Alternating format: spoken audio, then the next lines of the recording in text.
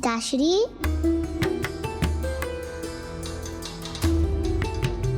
क्या हुआ पिताश्री? आप इतने चिंतित क्यों हैं?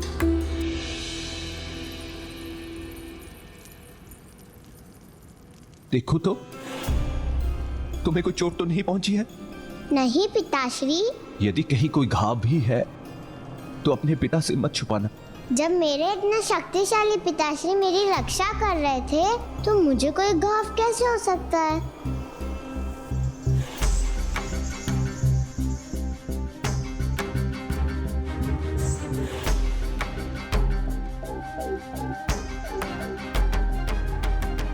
किंतु पिताश्री, मुझे बचाने में आप आहत हो गए हैं।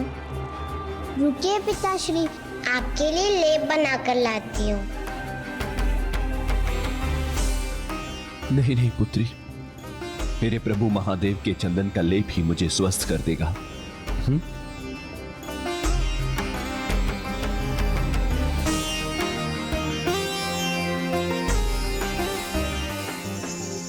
पिताश्री, जब मैं यहाँ हूँ तो आप क्यों कष्ट करते हैं? दीजिए मुझे, मैं आपको लेप लगा देती हूँ।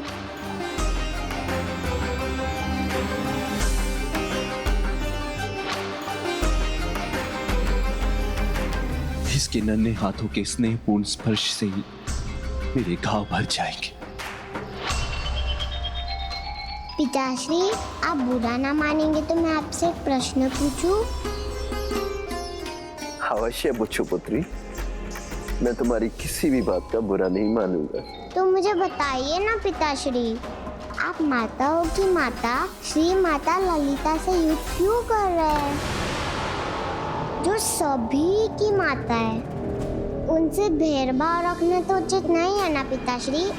क्रोध से हो भयभीत ब्रह्मांड, जिन्होंने अपने दिव्य और मनोहर दर्शन से मुझे धन्य कर दिया, वो माता। ये क्या पिताश्री, आप मुझे इतने क्रोध से क्यों देख रहे हैं?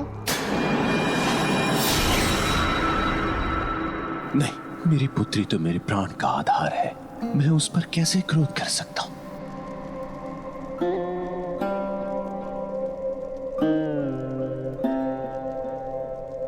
तुम मेरी सबसे प्रिय संतान हो, इसलिए कभी मुझसे भय मत करना। मैं तुम्हारा पिता तुम्हें वचन देता हूं कि तुम्हें कभी कोई हानि और कभी कोई कष्ट नहीं आने दूंगा। तुम्हारा कोमल मन अभी सत्ता और युद्ध के कठोर सत्य को नहीं समझ सकता पुत्री, इसलिए युद्ध की चिंता मुझ पर छोड़ दो। तुम यहीं मेरे राजभवन में सुरक्षित रहो, मैं शीघ्र ही इस युद्ध को समाप्त करके आता हूं, ठीक है?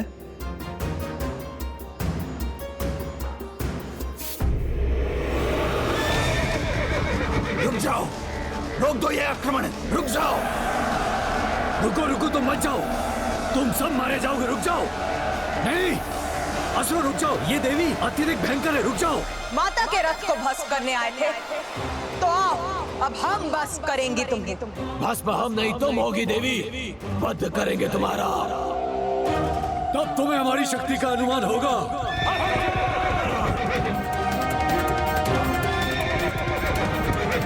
रोक दो यह आक्रमण।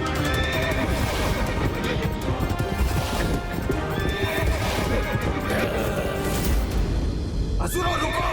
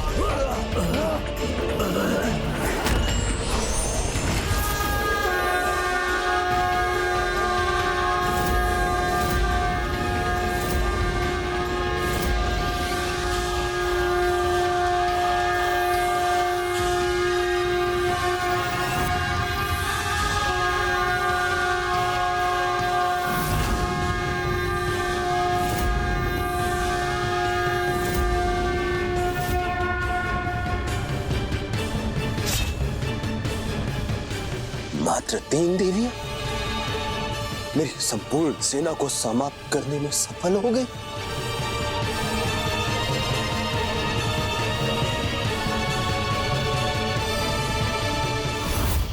गणेश जी, गणेश जी। बालिका रश्मि प्रभा, आ जाओ, मैं यही हूँ। क्या हुआ, तुम इतनी डरी हुई क्यों हो? वो यहाँ इतना अंधेरा जो है ना, अंधेरे से मुझे बहुत डर लगता है। किंतु तुम्हारे निर्दोष हृदय में तो सरल भक्ति का उजाला है। डरना तो उन्हें चाहिए जिनके मन में पाप और अधर्म का अंधकार है और जो उस अंधकार में उलझकर अनेकों पाप करते हैं। जो तुम्हारे समान अच्छे कर्म करते हैं, सभी की भलाई का सोचते हैं, उन्हें सदा अपनी अच्छाई पर विश्वास रख कभी नहीं डरना चाहिए। और फिर मैं भी तो हूँ तुम्हारे साथ। अब डर दूर हुआ तो तुम्हारे मुख पर ये दुख का भाव क्यों आ गया? दुखी तो मैं हूँ गणेश जी। माता के जगराते में पहुँच कर भी आपका कार्य जो ना कर सकी, उसके लिए मुझे क्षमा कर दीजिए गणेश जी।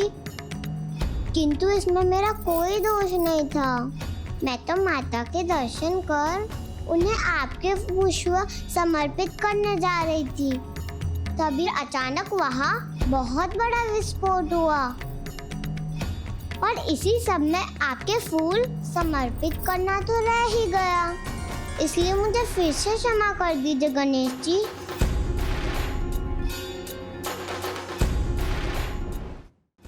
ना तुम्हें दुखी होने की आवश्यकता है, ना क्षमा मांगने की, क्योंकि तुम मेरे पुष्प माता के चरणों में अर्पित करके ही आई हो। क्योंकि तुम्हारे हाथों से छूटकर वो माता के चरणों में जो जा गिरे थे। ओ, तब तो मैं सफल हुई ना प्रभु। किंतु एक बात तो फिर रह गई ना गणेश जी। मैं माता से उनके समान उनके कान के आभूषण नहीं मांग सकी। मुझे तुम्हारे ये श्रद्धा सुमन स्वीकार है पुत्र गणेश।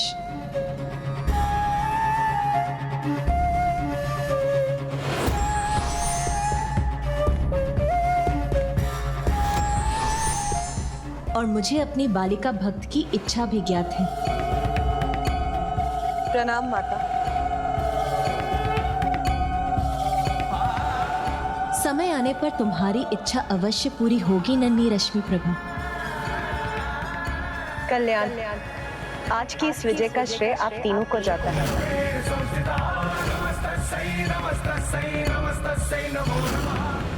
ये विजय का उत्सव मनाएं और हम अपने योद्धाओं को परास्त होते हुए देखें।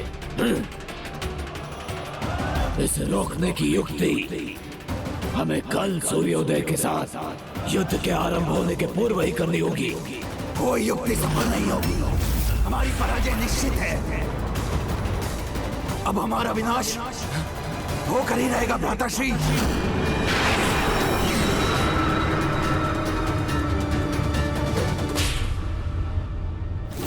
ओम आदि शंकराय नमः। ओम महाशिवाय नमः।